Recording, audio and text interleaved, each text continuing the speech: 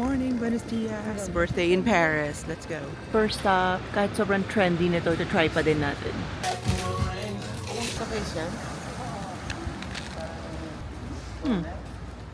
Cafe croissant. Sarap. Okay, as a 35-year-old woman, tomorrow pa, Feb 12 ngayon. I think the secret talaga sa buhay is to always find ways to have fun.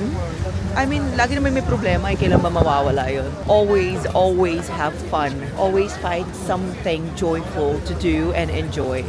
Kasi parang one day mamamatay na, so parang bakit, uy, sa kayo punta? Naka-red! Mga pasaway! Mga pasaway! Ako yung nagdala ng araw sa Paris. So, ganda. Hindi pa rin ako makapaniwala na nanakawan to. My God, how? Why? Paano nangyari yun? Wala pa rin tayong sagot. Siguro may tinatakpan sila nun. Parang flood control sa atin. Charing! Okay, so magpipictorial na tayo dito. Ayun na, ikaw muna.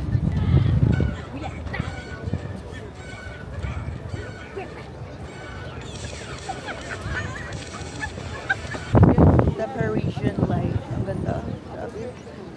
Ang sarap.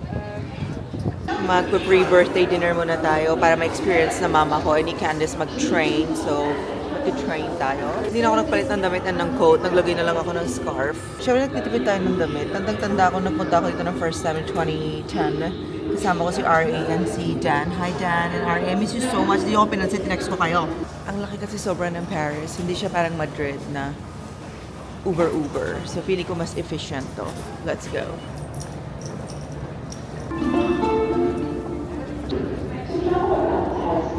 Japanese for dinner kasi parang miss na miss ko na yung Japan.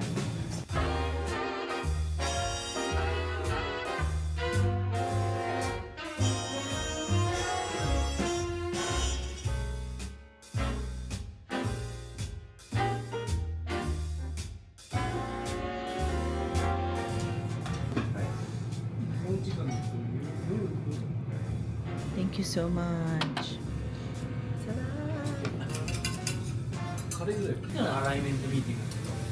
Yes. Gwapo niya. Gwapo nga niya, no? Thank you. You're so handsome. Sobrang pogi nung ano namin. Diyos ko, di kami makakonsentrate. Would you mind me asking how old are you? Yeah? Me? Yeah. I don't know. 57. 57. You're turning 60? Oh my God, he's 57. Wow. 57. 57. Kahit ayoko magbasa ng subtitles, binasa ko. Basta pag pogi, gagawin ko. Nagulat siya, no? Sinabi mo, pogi siya. Diba? Pogi naman. Pogi siya, gano'n. Sinabihan naman kami na walang dessert dito, so towel yung dessert. Masarap. Ang lasa, Lasang chopaw. strawberry or matcha. Lasang patang gili. Parang mas birthday ata ni Candice kasi magkakabit pa siya ng mga, tingnan niyo, nakaano pa siya. Eh kasi sa'yo, mahaba yung ano mo sa akin. So, nag-aayos na kami ni Candice. Alam niyo ba, 10 years na kami friends ni Candice. Tapos, ang dami, pinag-usapan namin ni Candice is marami nang aaway sa kanya just because she's pretty. Sure. Naku, Candice, I can understand, don't worry. Tiyari! Stop of the day, coffee. Wala kaming plano sa araw na to. Bibili lang ng mga Birkin si Candice. Mga? My friend. Hi. Thank you for the gift. Ang sweet naman.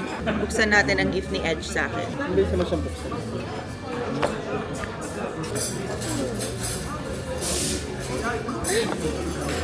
Pero hindi ko ito kakainin. Kirin! Bongga talaga sa Paris, no? Friend, ayokong basag to. You can try. It's all edible. Kahit ano ang weather in Paris, maganda. As in, lahat maganda dito. Ay, nakakainis. Siguro mahal tumira dito, no? Kasi gastos ka na gastos. Sa Madrid pa nga lang, pili ko minsan na ikaw na ginagastos. Paano ba yung mga tao dito? Hindi kaya sila na ano, na parang gastos, bili. Feeling ko pag taga dito ka di na gano'n. Parang naging normal na. Wow! Ayun, Acne Studios. Okay. Birthday drink. Go Candice. Go Candice. Pwede na ba, ma'am? Cheers. She won't. It's taking her forever. So I chose this one. Ayan.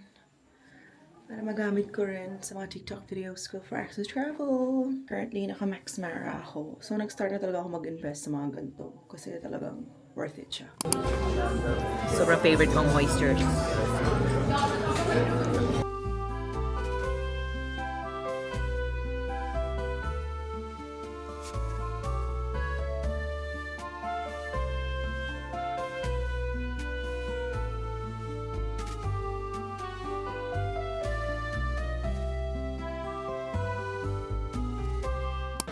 So, naglalakad kami right now around Lemery.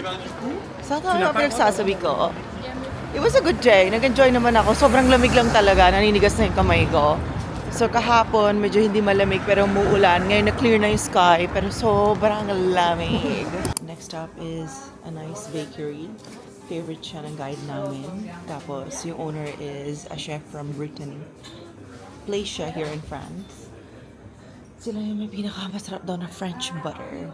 Yung mga bread na ita-try namin is a local, parang pastry ng Brittany. So butter yung kukunin ko, ang dami lang flavors. Lamig. For me, raspberry please. Raspberry? Okay. Yeah.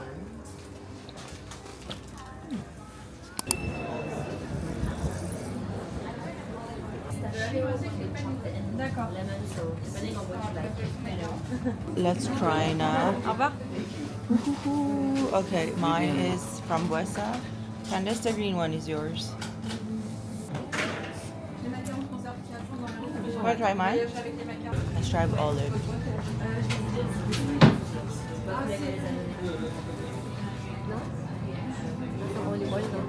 Cheese tasting. You can have a very young saute of 6 months old or age. The older they are, the more little crystal on the Spain side. You have the city of San Sebastian.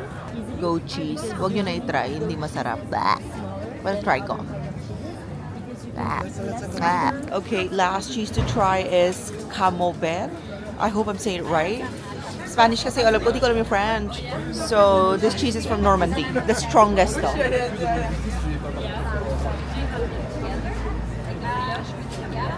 Lord. Huwag yun ay try.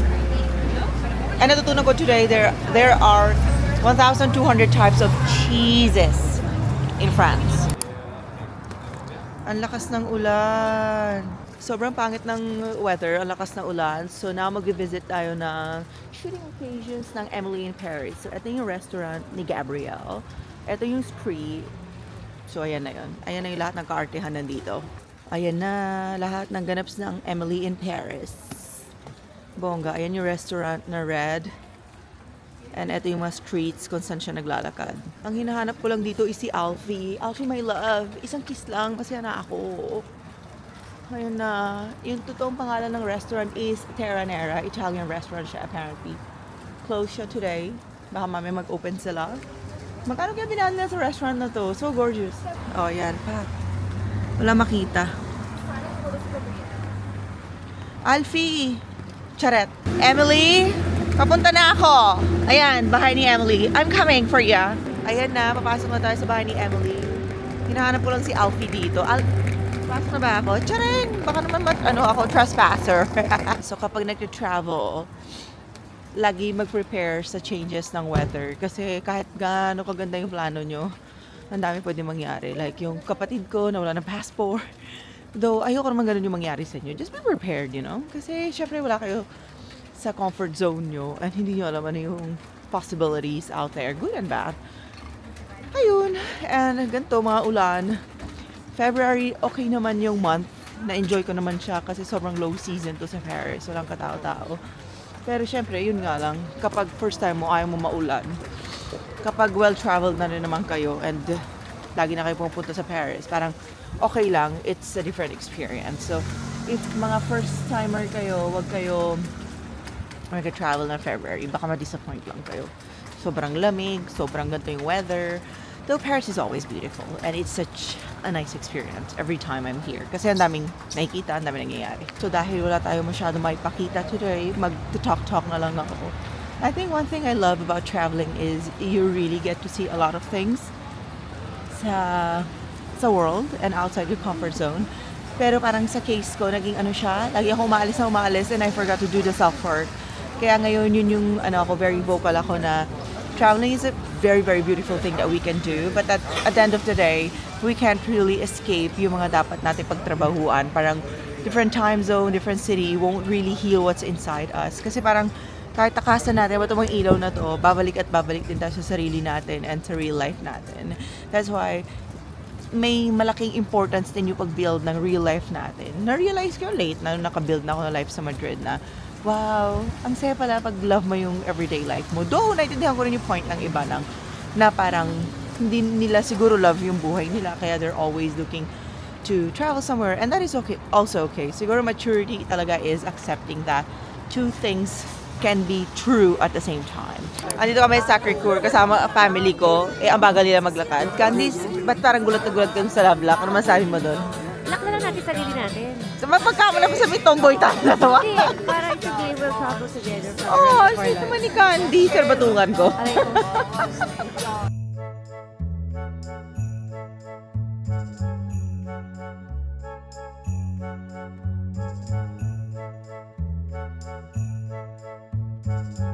So tour guide ako ng family ko sa trip na to. Paris muna, kumpleto na kami. Pero wala pa rin yung kapatid ko lalaki dahil nga wala yung passport niya. My God! Okay, so tapos na kami sa Eiffel Tower. Ngayon punta naman kami sa Arc de Triomphe. So yun na yung purpose ko ngayon sa pag-travel. Dinadala ko yung family ko para maiba naman yung experience. Pero alam nyo naman, di ko talaga pinapakita yung family ko hanggang kaya. So, mukha ko na lang yung makikita nyo. Ganda. First time ko nagpunta dito 16 years ago. Ang bilis talaga ng buhay, ang bilis ng araw. Kaya sulitin na natin yung buhay habang may time. Ang bilis ng araw, time. Lahat sobrang bilis ng buhay. Kaya I always choose good things for myself. It's a privilege, pero choice din. Kailangan marunong tayo pumili ng mga gandang bagay for ourselves.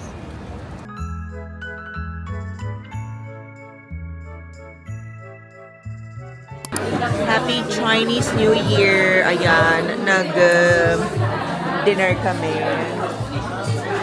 Kumain kami ng chicken bao, xiaolong bao, kung pao chicken. Ngayon, uwi na kami.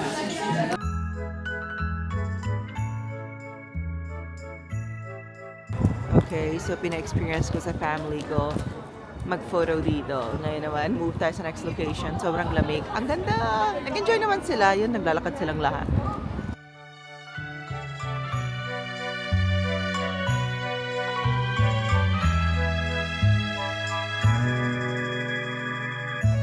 Ang tagal na in-Uber namin para lang ma-try itong cafe na to. Buddy.